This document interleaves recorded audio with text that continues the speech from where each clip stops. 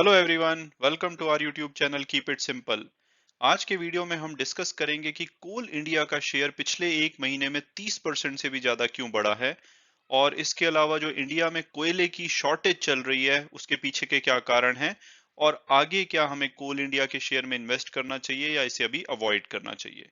और आगे बढ़ने से पहले अगर अभी आपने चैनल सब्सक्राइब नहीं किया है तो प्लीज सब्सक्राइब करके हमें मोटिवेट कीजिए। तो अब अगर हम बात करें कि भाई पिछले एक महीने में कोल इंडिया का शेयर प्राइस 30% से भी ज्यादा क्यों भागा, तो उसे उसे समझने के लिए हमें थोड़ा बैकग्राउंड समझना पड़ेगा। भारत में जितना भी कोयला प्रोड्यूस होता है उसका 75% यूज होता है इलेक्ट्रिसिटी जनरेशन के लिए। और भारत में जितनी भी इलेक्ट्रिसिटी जनरेट होती है आज भी उसमें से 70% कोयले से जनरेट होती है। तो आप इमेजिन कीजिए कोयले की इंपॉर्टेंस। और पीछे इंडस्ट्रियल पावर डिमांड बढ़ने से कोयले की इतनी शॉर्टेज हो चुकी है कि आप अगर ये वाला डेटा देखें, सितंबर 29 का ये डेटा है कि भारत में 135 ऐसे पावर प्लांट हैं जो कि कोयले से चलते हैं। उसमें से 16 में कोई भी कोयले की इन्वेंट्री नहीं बची है। और आधे प्लांट ऐसे हैं जिसमें कि 3 दिन या उससे कम की इन्वेंट्री बची है। और 80% पावर प्लांट ऐसे हैं जिसमें कि एक वीक से भी कम की कोयले की इन्वेंट्री बची है। तो इस वजह से इतनी ज्यादा शॉर्टेज है तो कोयले की डिमांड बढ़ी है, जिसकी वजह से कोल इंडिया का शेयर प्राइस में काफी बड़ी बढ़ोतरी देखी गई है। अब अगर आप पूछेंगे कि भाई इतनी ज्यादा कोयले की शॉर्टेज क्यों हो रही है, तो उसके पीछे के कुछ कारण हैं। जैसे कि पहला तो इंडस्ट्रियल पावर डिमांड बहुत बढ़ गई है जब से कि इकोनॉमी रिकवर होने लगी है कोरोना वायरस की सेकेंड वेव कंट्रोल में आने के बाद।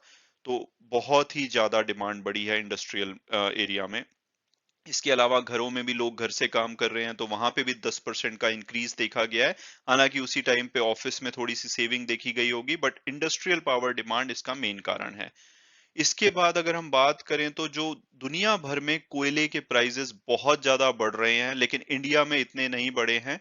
तो इसलिए लोग लोकल कोयला खरीद रहे हैं, जिसकी वजह से शॉर्टेज बढ़ रही है। और इसके अलावा अगर हम बात, तो जहां से भारत कोयला इंपोर्ट करता है जिन कंट्रीज में, वहां पे कोयले का प्राइस बहुत बढ़ चुका है। फ्रेट कॉस्ट इतनी बढ़ चुकी है कि कई प्लांट जो कि इंपोर्टेड कोयले से ही चलते हैं उनको बंद करना पड़ा है या बहुत ज्यादा प्रोडक्शन कम करनी पड़ी है। तो उसका प्रेशर आ गया है उन प्लांट्स पे जो कि प्योरली डोमेस्टिक कोयले से चलते हैं। तो इस वजह से भी इतनी ज्यादा डिमांड होने से इसकी शॉर्टेज हो गई है। तो ये कुछ कारण है जिसकी वजह से कोयले की काफी शॉर्टेज हो रखी है। तो अब अगला क्वेश्चन आपके दिमाग में ये होगा कि भाई इंडिया का कोल प्राइस और दुनिया के कोल प्राइस में इतना डिफरेंस क्यों हो रखा है। तो पहले अगर हम दुनिया का कोल प्राइस देखें तो एशिया का जो कोल प्राइस बेंचमार्क है वो रिकॉर्ड हाई पे है। इस टाइम पे दुनिया भर में इंडस्ट्रियल पावर की डिमांड और जो लोग घरों से काम कर रहे हैं उससे इतनी ज्यादा पावर की डिमांड बढ़ी है जब से इकोनॉमी खुलने लगी है कि कोयले की डिमांड बहुत ज्यादा बढ़ी है। और अगर आप इसका एक एग्जांपल देखें तो पीछे चाइना में पावर क्राइसिस हो गया था, वहां पे इतना बड़ा पावर आउटेज हुआ कि पूरा कंट्री ही हिल गया था। उसके बाद उन्होंने बोला है कि भाई आप कैसे भी करके कोयले को प्रोक्योर करो।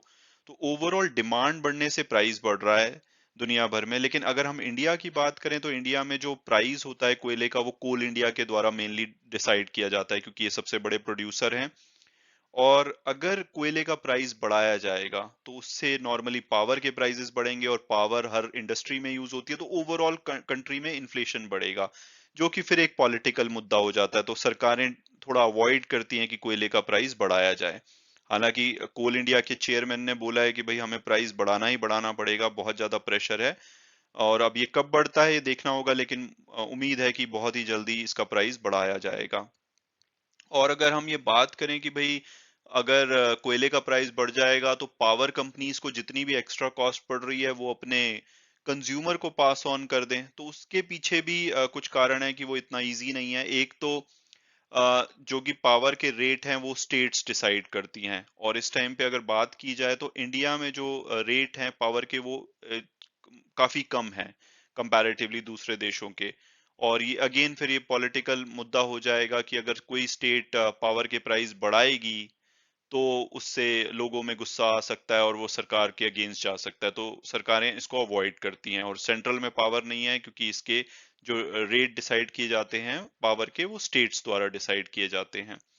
उसके अलावा दूसरा कारण ये है कि जो भारत में पावर प्रोड्यूसर हैं, वो डिस्ट्रीब्यूशन कंपनीज के साथ लॉन्ग टर्म अग्रीमेंट करते हैं। तो वो आप ऐसे ही एकदम तेजी से इसके प्राइसेस चेंज नहीं कर सकते, क्योंकि वो कॉन्ट्रैक्ट में क्लॉज होना चाहिए। तो ये बहुत ही सिंपल प्रोसेस नहीं है कि आप अगर कोयले का प्राइस बढ़ा है तो इलेक्ट्रिसिटी के भी प्राइसेस बढ़ा दीजिए। तो अब अगर हम बात करें कि भाई जो इंडिया का कोल क्राइसिस है, इससे दुनिया भर के कोल मार्केट में क्या इम्पैक्ट पड़ेगा। तो भारत की अगर बात की जाए तो भारत सेकंड लार्जेस्ट इंपोर्टर है कोयले का, और इसके अलावा सेकंड नंबर पे कंज्यूमर और प्रोड्यूसर भी है।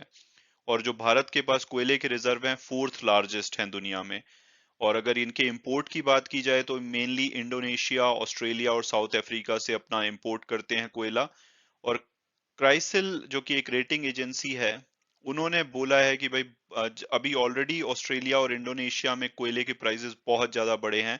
और उनके हिसाब से जैसे डिमांड चाइना में, इंडिया में और जगह पे बढ़ रही है, तो आने वाले टाइम में ये इंक्रीज जारी रहेगा, और भी कोयले के प्राइस बढ़ेंगे। और ऐसा माना जा रहा है कि मार्च 2022 में जाके हो सकता है कि कोयले की शॉर्टेज को सॉर्ट आउट किया जा सके। तो अभी बहुत ही लंबा टाइम है जिसमें कि ये कोयले की शॉर्टेज देखी जा सकती है।